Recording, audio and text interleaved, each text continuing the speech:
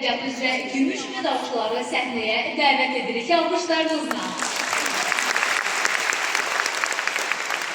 Ayay Səlimli, Həbibə Seyidzadə, Məhbubə Pirizadə, Amin Quluzadə, Melinay İbrahimova, Fatimə Zeynallı, Fəridə Cəbrayılova, Gülay Kərimli, Nuray Zeynallı, Selcan Müslümzadə, Emilə Ağayeva, Tiranə Şahverdiyeva, Umay Kərəcbəyli, Sevinç Süleymanova, Arzu Nemətova, Əli İbrahimov, Jalə Mehdizadə, Münəvvər İskəndərli, Nərgiz Mirzəyeva, Pəri Bağırova, Rəvan Rüstəmzadə, Ülkər Ələkbərova.